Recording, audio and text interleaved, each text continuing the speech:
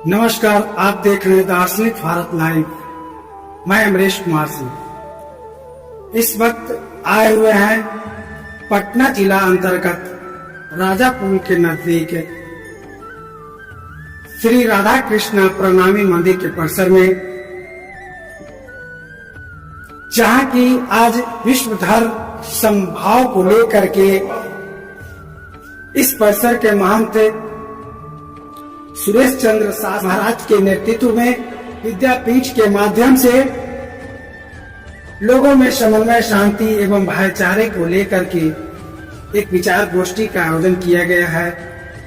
और इस विचार गोष्ठी को सुशोभित करने के लिए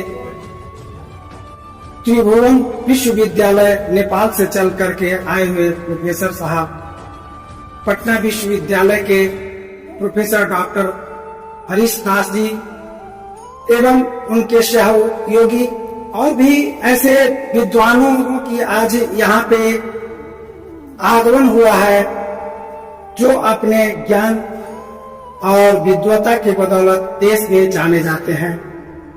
आइए आज के विशेष आयोजन को लेकर क्या है सर्वधर्म समभाव दृष्टि, सर्वप्रथम इस कार्यक्रम के बारे में हम यहाँ के आयोजक एवं महंत सुरेश चंद्र शास्त्री जी महाराज जी से जानना चाहेंगे। महाराज जी बताइए, क्या है आज का कार्यक्रम? राधा कृष्ण प्रणामी मंदिर परमहंस पीठ सत्संग धाम न्याय समिति द्वारा महामती प्राणनाथ विद्यापीठ का स्थापना पूर्व में हुआ है, जहाँ पर वर्तमान में धर्म संबंधित पठन पाठन, योग, प्राणायाम और भागवत गीता जनरल नॉलेज का अध्ययन कराए जाते इस पीठ के द्वारा। इसमें आज अंतर्राष्ट्रीय विश्वविद्यालय अंतर्राष्ट्रीय सेमिनार प्राणनाथ जी के विषय पर रखा गया, जिसमें हमारे बीच में मुख्य अतिथि के तौर पर त्रिभुवन विश्वविद्यालय काठमांडू से प्रोफेसर कमल खनाल जी पधारे। पटना विश्वविद्यालय से प्रोफेसर। इस कार्यक्रम का क्या उद्देश्य है? और इसमें कुछ बिहारी प्रोफेसर सभी, इनका सुख शीतल करो संसार प्राणनाथ जी का लक्ष्य था। एक सारे दुनिया को शांति की कामना, जिस समय में मुगल शासक था, उनको एकजुट संभाव सभी को एक साथ लेकर राष्ट्र की उन्नति, समाज की उन्नति और प्रेम चारे का संदेश प्राणनाथ जी ने दिया। इसी विषय के लेकर हमारे सभी विद्वान लोग आज आए हैं। हम सबको अभिवादन करते हैं। विश्वविद्यालय के प्रोफेसर और प्रसिद्ध सदगुरु कबीर के ज्ञान से भरपूर लबालब हैं। आइए इनके माध्यम से जानना चाहते हैं कि सर्वधर्म समभाव दृष्टि क्या है। आज का जो कार्यक्रम था महामती प्राणनाथ विद्यापीठ के अंतर्गत संगोष्ठी, इसमें सर्वधर्म समभाव की चर्चा की गई महामती प्राणनाथ जी की वाणियों को लेकर। वाकई महामती प्राणनाथ जी चाहते थे कि पूरा जो मानव है वो मानव समाज एक साथ रहे, उसमें धर्म कहीं आड़े ना आए, क्योंकि जब भगवान एक है तो मानव को भी भगवान को लेकर, ईश्वर को लेकर अलग अलग नहीं होना चाहिए। भले उनका नाम हम अलग अलग कर सकते हैं, लेकिन सारे धर्मों का सार एक है, सारे धर्मों का लक्ष्य एक है, सारे धर्मों का मर्म एक है, सारे धर्म का मार्ग एक है। तो फिर सर्वधर्म समभाव ये एक ऐसा रास्ता है, इस रास्ते पे चलकर हम अपने लक्ष्य को प्राप्त कर सकते हैं और इस मानवता को एक नया उपहार। आज के कार्यक्रम के मुख्य अतिथि आप हैं सर, क्या संदेश देना चाहेंगे? जी, आज बहुत सुंदर कार्यक्रम यहाँ पर हुआ प्राणनाथ जी के बारे में, और उनका सिद्धांत था जो सर्वधर्म समभाव का वाला सिद्धांत, उसके विषय में केंद्रित रहकर यहाँ पर बहुत अच्छा कार्यक्रम हुआ।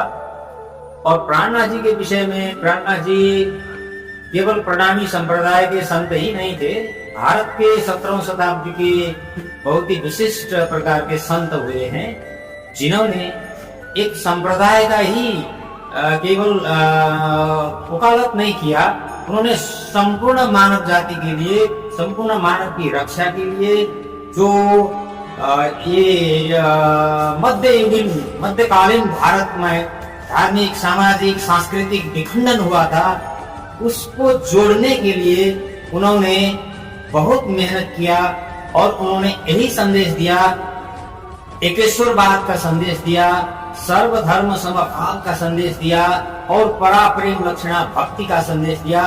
इन्हीं संदेशों के माध्यम से प्राणनाथ जी ने सारा भारतीय समाज, सारा विश्व को एक करने का प्रयास किया। का सिद्धांत ही था सुख शीतल करुण संसार, सारे संसार को सुख शीतल करुण का संदेश दिया और वसुदैव कुटुंबकम का संदेश दिया।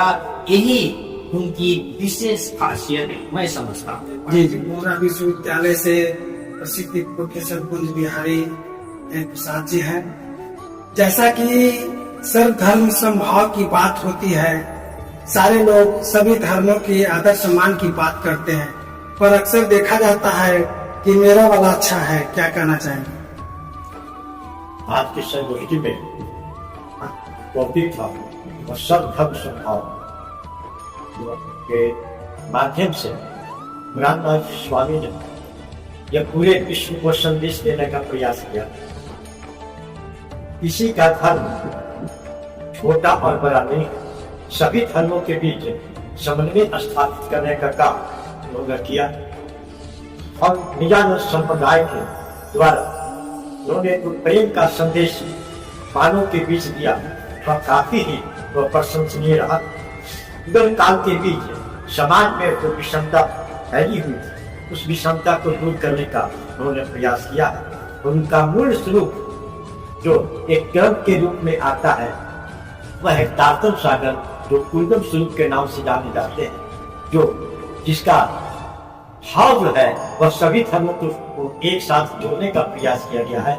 मानवतावादी सिद्धांत को लेकर उन्होंने जो संदेश दिया है और धर्मों के बीच जो आपस में वैमनस्य था, उसको दूर करने के लिए उन्होंने कुंभ मेला के अंतर्गत सभी धर्मों के बीच जो है जो खटपट चल रहा था, उसको एक जोड़ने का प्रयास किया है। इस माध्यम से पूरे शीतल तनु कैसे संसार है, उन्होंने जो संदेश दिया है वह काफी सराहनीय है।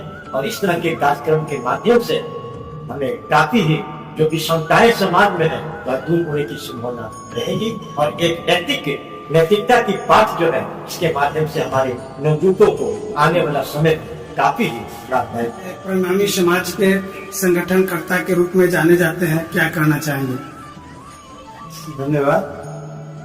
सर्वधर्म समन्वय के माध्यम में प्राणनाथ जी के विश्व को सुख शीतल करुण संसार पसरसी चौदह घुमन के उद्घोष के साथ सारा विश्व को एक करने के लिए अपने हर जगह हर मजहब में जाकर सबको एक सूत्र में बांधने का जो प्रयास किया, वही सबसे बड़ा उनका धर्म का मर्म है और शीतलता है। सभी को, मानव, केवल मानव को नहीं, जितने भी जलचर थलचर अभयचर सभी हैं, सभी एक परमात्मा के अंश हैं और एक अंश को एक भाईचारा के रूप में अगर एकत्रित किया जाए तो सब में एक भाव रहेगा और सुख शीतल करुण संसार की उद्देश्य को प्राप्त करने में अपने आप को प्राप्ति मिलेगा। यही संदेश श्री प्राणनाथ जी ने दिया। न हिंदू बनाया न मुसलमान बनाया, खुदा ने सिर्फ इंसान बनाया। जन्म लेते ही पड़ गए जंजाल मजहब के, कानून दिए गूंजने लगे ख्याल मजहब के, इन्हीं ख्यालों ने इंसान को हैवान बनाया। आज इसी विषय के संदर्भ को लेकर राजापुर अवस्थित कृष्ण प्रणामी मंदिर के परिसर में विद्वानों का आगमन हुआ और उन्होंने अपने संक्षिप्त संदेशों में विश्व मानवता और भाईचारे का जो संदेश दिया, जो जात पात छुआछूत और धर्म से ऊपर उठ करके जो गंभीर चिंतन मनन किया गया, उसका दिखाने का प्रयास करते हैं। इसी तरह से बने रहे हमारे खबरों के साथ। जय हिंद, जय भारत।